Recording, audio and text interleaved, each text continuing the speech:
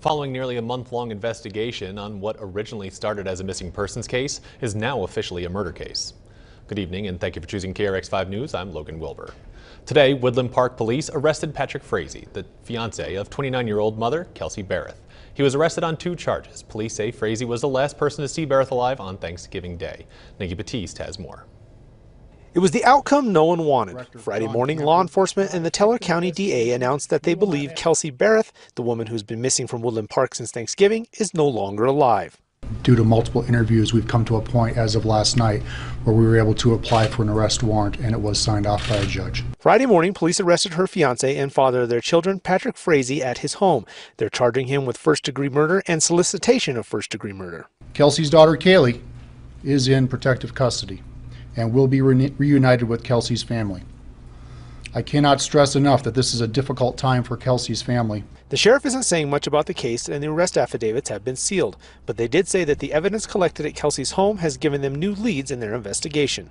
Investigators have recovered a number of items that make us suspicious that the crime did occur at Kelsey's residence, and that's why we have been coming back. Friday afternoon, Frazee appeared in court. The judge advised him of the charges against him, and they set his next court date for December 31st. At the press conference, the DA couldn't rule out the possibility of more arrests being made, but he was hesitant to give more details. I can tell you we are not going to try this case in the press. That's not something we do here. The smoke you may have seen both yesterday and today has all been a part of training for your local firefighters. The question is, how do you get to Carnegie Hall? Practice, practice, practice. And that's been the motto for the Grand Junction Fire Department this week. KRX5 reporter Ivan Fisher strapped on a helmet and looked into just how our local fire department prepares to stop a fire. Behind me, you can see that the Grand Junction Fire Department is currently doing a live fire training because, as I learned today, the time that you have to stop training as a fireman is the day that you should retire. When you arrive on the scene of a live fire training, you can tell how serious everyone involved takes the process because they're all working for the same goal.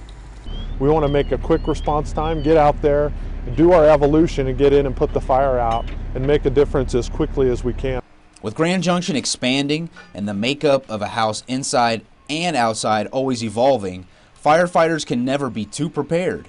With newer houses, response times for us are critical for both the homeowner and for us because that fire grows bigger faster. Their training isn't the end, and coming as close to perfection goes from on the streets right back to the firehouse, from the top to the newest recruits. Train with their crew so they can see deficiencies and go back to the station and train over and over and over. Knowing how you can give the start of a fire the fastest ending helps firefighters help you. Anytime someone calls 911, information is invaluable to us. So knowing the address of the emergency, knowing if anyone is in immediate danger, and remaining on scene to be able to direct crews to that emergency. First on the Western Slope, I'm Ivan Fisher with KREX5 News. Don't be alarmed if you see more smoke tomorrow, as there will be more drills taking place at the same location north of 25.5 Road. Part of this live training is because the fire department does not currently have their own training facility.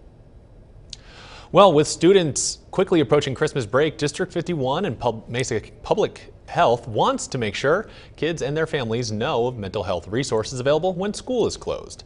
They sent this video made by local District 51 students and a letter to students and staff outlining the important numbers and websites for mental health and suicide prevention.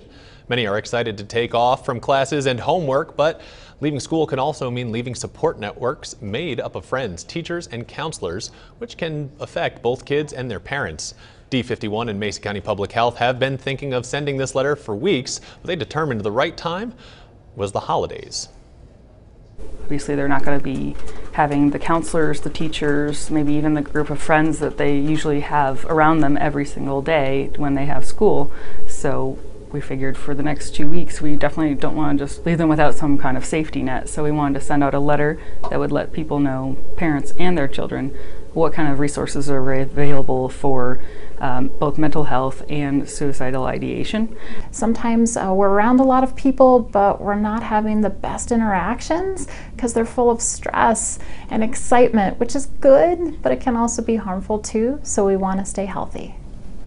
There are multiple options for those seeking someone to talk to, including texting, online resources, and 24/7 hotlines. The numbers you see on your screen are what District 51 and Mesa County Public Health recommend. The video can be found on D51's Facebook page and YouTube. More resources are available on the Mesa County Public Health website. Kids across Mesa County are in need of basic clothing items like socks and underwear, and in order to help, one coffee shop had a special promotion to get people to donate. KRX5's John Madden went downtown to Kiln Coffee and found out what they're brewing to help Spunk program, which stands for Pajamas and Underwear for Kids in Need. That's right, Logan. The idea of a coffee shop giving away its product to help benefit kids in need made for a great combo, one they hope will inspire others during this time of year. It's not your average cup of joe. Sure, it includes all the things you know is in a cup of coffee. But instead of paying for it, in some way all of us have our responsibility in playing our part in the community. You're paying it forward. It's a major lack in the community right now. That's why David Foster and Kiln Coffee were offering a free cup of joe for anyone who donated to kids in need. Got a vanilla latte. Socks, pajamas, and underwear for needy kids. And we're partnering with the Department of Human Services to donate these items to foster kids. Megan Foster, co-owner of Kiln Coffee, saw the community stepping up. It's really cool to watch the box fill up throughout the week as people brought in donations in all sizes. So with the donation box filling up, also came with memorable stories, including from one regular customer. She just had a big smile on her face and said how meaningful it was for her to go out and actually clothes shop again for kids. Along with others who tried to pass on the offer. She came in and just kind of humbly dropped the stuff in the box and then took off when there was a big line in the shop. And I saw her do it, and so 2 days later she came in and I said, by the way, I know you have a cup of coffee. A cup of coffee that's a small gesture of saying thank you during the season of giving.